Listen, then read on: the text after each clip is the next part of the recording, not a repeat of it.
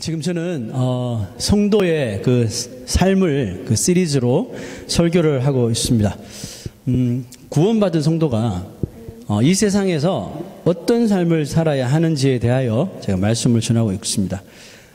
구원받은 자의 그 삶에서 최우선적으로 나타나야 하는 그 삶은 여러분 무엇일까요? 그것은 바로 두말할 필요 없이 예배이죠.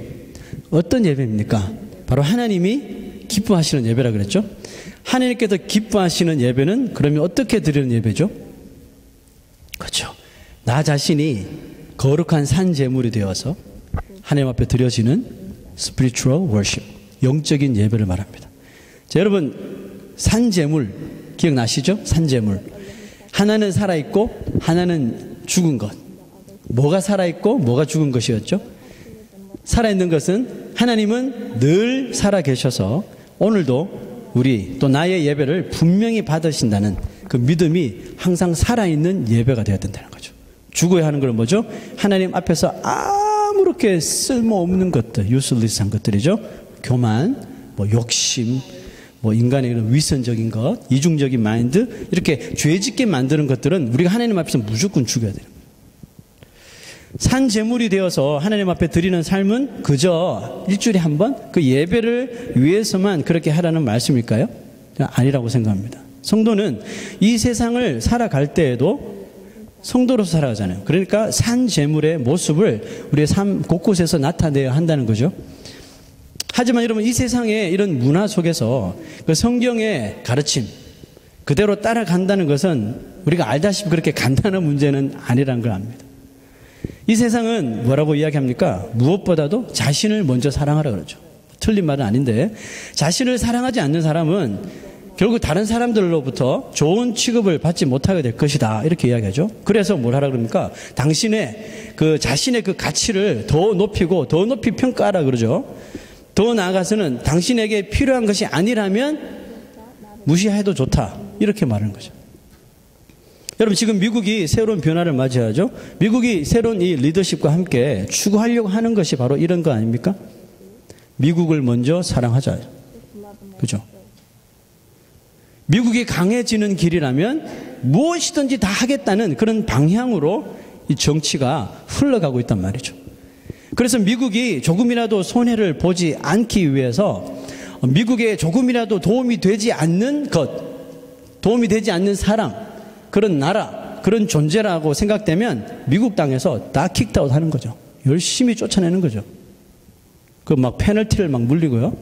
그래서 미국에 들어오면 혜택을 받으면 받았지 미국에 별로 유익을 끼치지 못하는 것이 있다면 아예 들어오지 못하도록 다 비자를 스탑 시켜버린 거죠.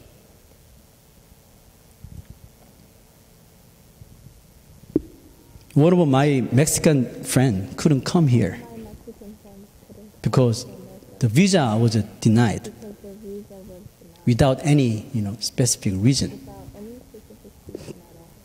자, 여러분 이런 문제가 참으로 두려운 것은 이와 같은 정치를 미국의 보수 교회들이 이것을 서포트하고 있다는, 지지하고 있다는 것이죠. 그래서 저는 더 두려운 것이에요. 그리스도인들이 하나님의 말씀을 서포트하지 않고 세상의 문화와 자기만 잘 살겠다는 이기적인 이익부터 먼저 찾으려고 하는 것은 성경에 보니까 결국은 하나님의 진노를 받게 되더라는 것입니다. 그래서 두려운 거예요. 내 것부터 챙기고 우리의 것이 우선이 될 때 과연 우리는 그 성경의 가르침을, 성경의 말씀을 잘 우리가 팔로우하고 이행할 수 있을까요? 여러분 성경 안에 있는 진리의 말씀 중에 가장 핵심이 되는 것 하나를 찾으라고 한다면 그것은 사랑하라라는 그런 말씀이라고 생각합니다. 그리고 사랑은 이 기독교의 가장 대표적인 그런 메인 팀이기도 하죠. 그래서 early church, 초대교회 이 기독교인들은 이 사랑과 가장 이 연관이 깊은 사람들이라는 그런 인식이 아주 강했단 말이죠. 한국의 초대교회를 봐도 되고 사도행전을 봐도 되고요. 초대 그리스도인들의 그 삶을 보니까 어떤 삶을 살았어요? 늘 남의 것을 먼저 돌보는 것이 최우선이더라고요. 남을 먼저 배려하고 가난한 자를 돕고 그죠? 내 것을 챙기기보다 남의 것을 돌보는 것이 우선이더라고요. 하지만 시대가 이렇게 변화되면서 이 기독교인들과 사랑, 그리고 Christianity equal love, 이것이 점점 변화되고 있어요. 점점 달라져 가고 있습니다. 멀어져 가고 있어요. 불행하게도 지금은 Christian equal love가 아니라 Christian equal greedy, Christians equal selfishness. 자, 이런 단어와 자꾸 이 Christianity가 연관이 되고 있다는 것을 보면서 너무너무 가슴이 아픈 거예요. 그러므로 그리스도인들의 그 숫자는 점점 줄어들고 있고, 교회 숫자도, 교회 문을 닫는 교회도 점점 늘어나고 있습니다. 목사의 인식도 마찬가지예요. 과거에는 목사, pastor, reverend 그러면 막 사람들이 존경심을 가지고 함부로 이렇게 대화하지 못하고 함부로 부르지도 못하고 또 아주 이렇게 대우도 잘하고 뭐 그랬던 것 같아요. 제 아버님만 봐도 그래요. 현재는 어떻나요? 다 그런 건 아니에요. 현재는 목사 그러면 뭐 좋은 인식도 있지만 또 많은 세상 사람들은 이중적인 삶을 살고 또 강단에서 하는 말과 행동하는 삶이 다른 아주 더블 마인디드 같은 그런 위선적인 삶을 사는 이런 사람, 이렇게 세상 사람들에게 비춰져서 저는 너무너무 마음이 괴롭고 답답하고 아픈 거죠. 여러분, 왜 이렇게 이 지경까지 되었나요? 저는 그 이유를 오늘 바울의 말에 답이 있다고 생각합니다.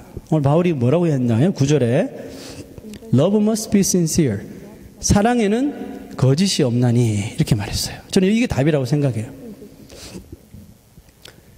그래서 오늘 저는 여러분들과 함께 살펴보려고 하는 것이 바로 A loving life.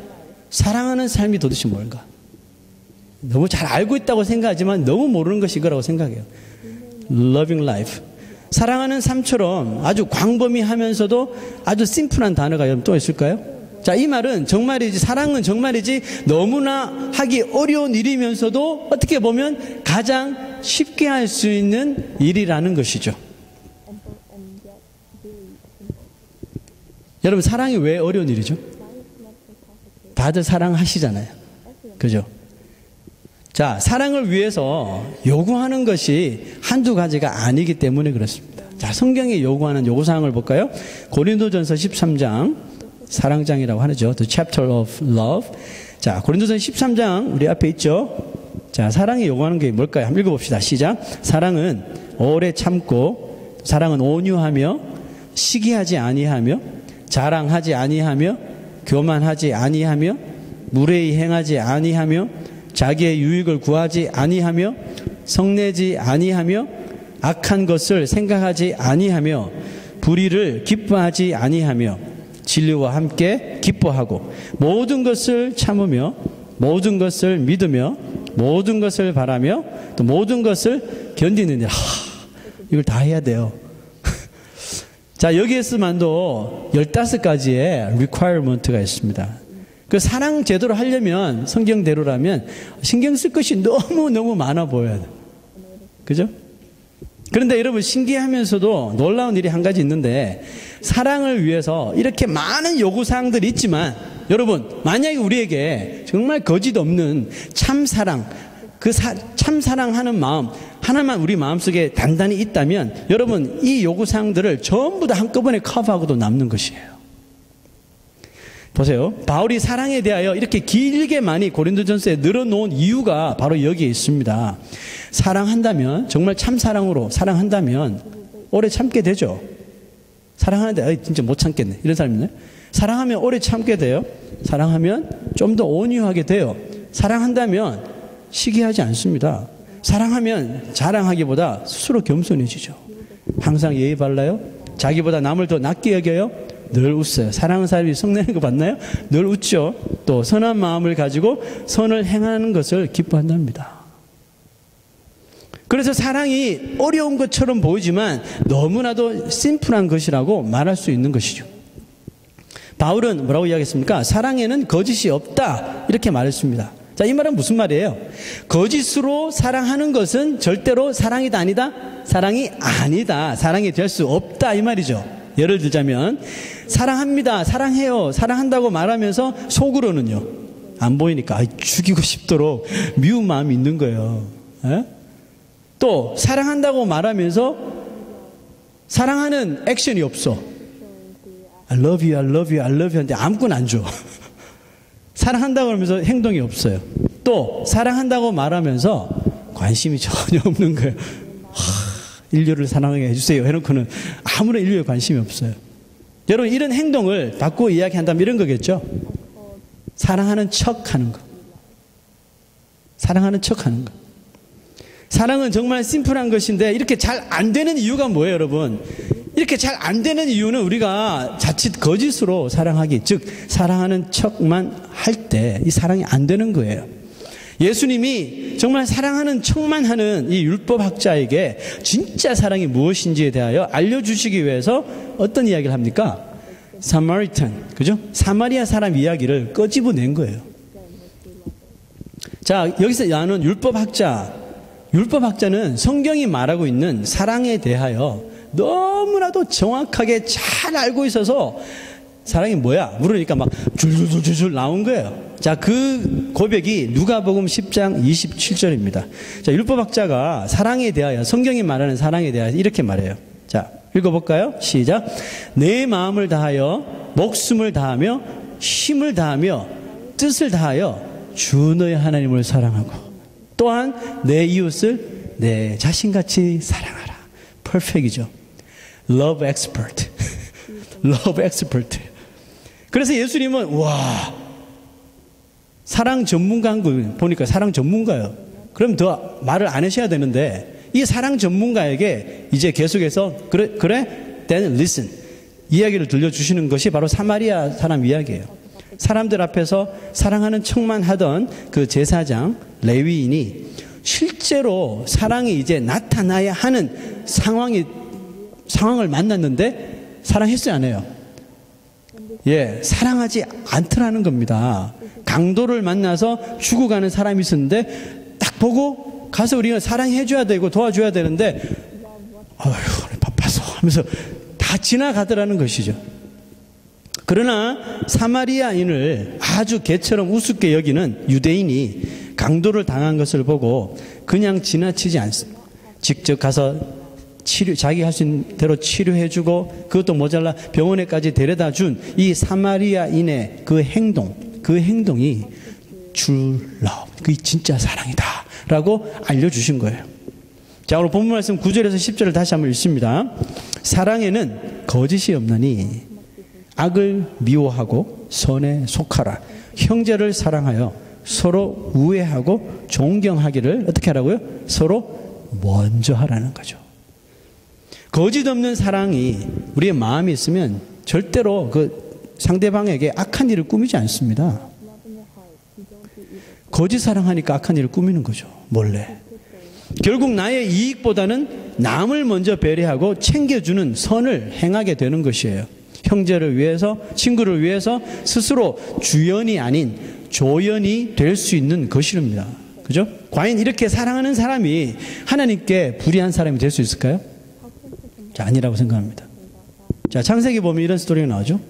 아브라함과 롯의 이야기가 나오는데 자신의 목자와 조카 롯의 목자들이 허구한 날 막 이 문제 저 문제를 갖고 막 다투는 거예요. 싸우는 거예요.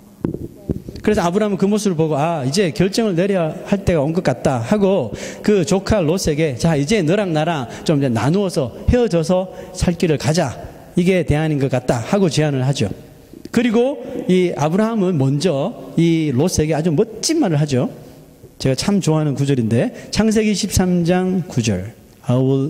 If you go to the left, I will go to the right. If you go to the right, I will go to the left. 저는 이 말이 왜 그리 멋있는지 모르겠어요. 한국말로 하면 더 멋있습니다. 네가 좌하면 나는 우하고 네가 우하면 나는 좌하리라. 참 멋있어요. 자, 아브라함이 삼촌이잖아요. 윗사람이잖아요. 자신이 윗사람이지만 아랫사람인 조카에게 먼저 좋은 땅을 선택할 수 있도록 뭐 했어요? 배려해 준 겁니다. 아브라함의 말을 보니 나 먼저의 사람이 너 먼저의 사람으로 이렇게 변화된 것을 느낄 수가 있었어요. 무슨 말이냐면 사실 아브라함은 지금 이 스토리가 나오기 바로 직전의 스토리가 뭐냐 하면 아브라함이 자기 모든 사람들을 데리고 가족들을 데리고 애굽 땅으로 내려가죠. 거기서 아브라함이 두려운 마음이 생긴 거예요. 왜? 자기 아내 사라가 너무 이뻐서 애굽 남자들이 보고 흑심을 품을까봐 거짓말을 하는 거예요. 무슨 거짓말 합니까? You are not my wife anymore. Just pretend you are my sister. Because I'm afraid of them. 사라가 좀 마음이 상했겠죠. 이 찌질한 남자. 그렇지만 okay, let's do it. 한 거예요. 이런 속여버린 경험이 나와요. 아내야 어찌됐든 나부터 살고 보자 아니에요? 아내야 다른 남편 아내로 잡혀가든 나만 살자 이겁니다. 이랬던 아브라함이 어떻게 합니까? 결국 아내가 그 애국 왕에게 잡혀가요. 그러니까 뺏깁니다. 아내를 뺏깁니다. 뺏기는데도 아무 말도 못하는 거예요. 근데 하나님께서 도우시는 거예요. 하나님께서 도우셔서 다시 그 아내를 찾아와 주게 하시죠. 찾게 하셨고 아브라함은 무언가를 심각하게 깨닫고 다시 순종의 자리로 돌아온 것 같아요. 왜냐하면 그 다음에 일어난 사건이 바로 롯과 아브라함의 나누어지는 사건이거든요. 여기서는 완전히 달라진 아브라함을 볼 수 있잖아요. 그러니까 뭔가 something happened to Abraham. 그죠? 자, 여러분 구원받은 자 믿음으로 사는 자, 믿는 자가 가야 할 길은 두 가지 길이 있어요. 나 먼저의 길도 있고 너 먼저의 길도 있어요. 나 먼저를 택해야 하는 길은 어떻게 보면 아무도 먼저 나서려고 하지 않는 길이겠죠. 좁은 길, 좁은 문이겠죠. 그곳은 내가 먼저 당하는 희생이 있어요. 땀이 있어요. 그리고 수고해야 하는 길입니다. 그러면 나의 이익보다 나의 그 손해를 먼저 필요로 하는 길인 거죠. 누가 이 길을 가셨어요? 주님이 가셨죠. 우리 주님은 당신에게는 아무런 유익이 없는 그 무서운 고난과 죽음만이 기다리는 그 십자가의 길을 네가 좀 갈래가 아니라 I'm going first. 내가 가겠다고 먼저 나서 주신 것이죠. 그리고 모든 성도들도 이 길로 가라고 하십니다. 그러나 눈치 빠르고 아주 약삭 빠른 그리스도인들은 나 먼저의 길인 줄을 알면서도 또 이럴 때는 양보를 참 잘합니다. 당신이 먼저 가시죠. I'm not ready yet. It's time you to go. 라고 이렇게 말해요. 양보를 하길 너무 좋아하죠. 그리고 쉽게 자신과 타협해버리면서 There's nothing I can do. 내가 할 수 있는 것이 하나도 없었어요. 라고 하면서 구차한 변명을 해버리죠. 그래서 이런 모습을 바라보는 세상 사람들이 참다 못해서 뭐라고 이야기합니까? 예, 좋지 않은 말이지만 기독교가 아니라 개독교라 그러고 그냥 고개를 탁 돌려버리는 거죠. Are you Christian? 이렇게 고개를 돌려버려요. 여러분 우리가 사랑을 이렇게 크게 외치면서도 자기에게 이런 이익이 되지 않으면 가차없이 여러분 이 사랑을 내팽개쳐 버린다니까요. 그 제사장 레위인 그 율법학자처럼 love expert인데 사랑해야 될 때 그런데 자기한테 손해가 올 것 같으면 그 사랑을 걷어차버려요. 여러분 우리가 그리스도의 이 사랑을 받았다면 비록 나에게 좀 손해가 찾아오더라도 어떻게 해야 돼요? 좀 끝까지 그 거짓 없는 사랑을 품고 우리가 나아가야 하지 않겠습니까? 여러분 우리 교회는 7년 전에 개척했는데요. 개척하면서 곧바로 Giving Tree Mission이라는 선교 단체를 함께 설립했습니다. 지금은 우리가 그 Giving Tree Mission 안에 두 가지 브랜치가 있습니다. 하나는 우리 한국학교 크랜스쿨 있고 하나는 제가 단독적으로 지금 운영하고 있는 하나 밴드가 조직되어 섬겨지고 있습니다. 그래서 약자로 GTM이라고 합니다. 그 GTM을 통하여 하는 일들은 뭘까요? 이게 모두 다 나 먼저의 삶을 실천하는 그런 사역이에요. 우리가 얻는 이익은 하나도 없어요. 제로입니다. 제로. 우리가 얻는 것은 하나도 없어요. 없지만 거기에는 무엇이 있어요? 우리의 마음으로 드리는 수고와 또 땀과 희생과 무엇보다도 주님 닮은 사랑이 거기 있다고 저는 믿습니다. 주위에서 어떤 사람들이 이런 말 해요. 교회 개척하고 교회만 하기도 너무 힘들 텐데, 또 GTM 같은 걸 또 하고 있냐, 나중에 하지. 그런 말들을 하셔요. 그래서 저 흔들리지 않고 이런 말을 합니다. Giving Tree Mission은 나 먼저의 길을 무조건 가기 위해서 만들어 놓은 시스템입니다. 무조건 가야 되는 거예요. 이익은 전혀 없어요. 무조건 가는 거예요. 왜? 여러분 GTM의 모토가 뭔지 아세요? GTM의 이 모토는 바로 예수 그리스도입니다. 우리가 예수님께 아낌없이 다 무조건 다 받았잖아요. 생명까지 받았잖아요. 무조건 받았기 때문에 우리도 어떻게 해요? 그 기빙 트리처럼 아낌없이 주기 위해서 무조건적으로 나 먼저 주기 위해서 이 사역을 오픈한 것입니다. 우리 손에 들어오는 아무런 인간적인 이익이 없고 시간, 땀, 수고만 있지만 우리는 주님 오시는 그날까지 계속 하려고 합니다. 아멘입니까? 우리는 잘 알지 못하는 곳에서 이 기빙 트리 미션의 그 열매들이 새록새록 맺힌다는 것을 여러분 믿으십시오. 그리고 이 GTM에서 뿌려진 이 씨앗들 있잖아요. 씨드가 있잖아요. 씨들이 어느 날 또 다른 기빙 트리가 되어서 예수님처럼 나 먼저의 길을 분명히 이어나가게 될 것입니다. 저는 이 GTM에 더 많은, 지금 2개밖에 없지만 더 많은 브랜치들이 생겨나기를 기도합니다. 그리고 계속해서 찾고 또 찾고 있어요. 저는 확신해요. 우리가 찾게 될 것이라고. 아멘. 왜 그렇죠? 왜 제가 확신하죠? 왜냐하면 그 일이 하나님이 너무나도 사랑하시는 일이기 때문에 그렇습니다. 자, 두 번째로 이제 너 먼저 봅시다. 너 먼저. You first. 너 먼저를 택해야 하는 길은 뭘까요? 자, 이것은, 이 길은 딱 보면, 아주 막 풍요롭고, 거기에는 막 쉼이 있고, 안식이 있는 그런 길이에요. 바로 아브라함이 롯에게 먼저 해라고 양보했던 그런 길이죠. 자, 여러분, 롯이, 아브라함이 이런 말을 했을 적에, 아브라함이, 오케이, 너 choose, 오케이? In 3 seconds. 1, 2, 3. Left or right. 이렇게 했을까요? 아니에요. Abraham gave him a time to search which way is the best. 그죠? 보세요. 롯이 눈을 듭니다. 눈을 들어서 자 보죠. 소돔성이 있는 요단들을 딱 바라보면서 이런 말을 했어요. 자, 출애굽기 13장 10절 봅시다. 시작. 이에 롯이 눈을 들어 요단 지역을 바라본즉 소알까지 온 땅에 물이 넉넉하니, 셰플드잖아요. 그러니까 물이 넉넉하니 여호와께서 소돔과 고모라를 멸하시기 전이었으므로 어떻게 했다고요? 여호와의 동산 같고 애굽 땅과 같았더라. 그때 이집트가 가장 파워풀한 나라였거든요. 무엇이든지 풍성한. 보세요. 딱 보니까 롯이 보니까 여호와의 동산 같고 애굽 땅과 같았더라. 오케이, I'll choose this way. 그래서 선택한 거예요, 여러분. 갑자기 선택한 거 아닙니다. 만약에 아브라함이 이 양보하는 길에서 나 먼저를 만약에 택해버렸다면 무슨 일이 벌어졌을까요? 과연 롯이 양보했을까요? 삼촌에게? I don't think so. 왜냐하면 지금 롯도 아주 지금 파워풀한 사람이 됐거든요. 아마 형제간에 가족간에 피를 받을지도 몰라요. 실제로 여러분 얼마나 이 세상에서 많은 형제들이 나 먼저를 택한 이유로 서로 싸우고 있습니까?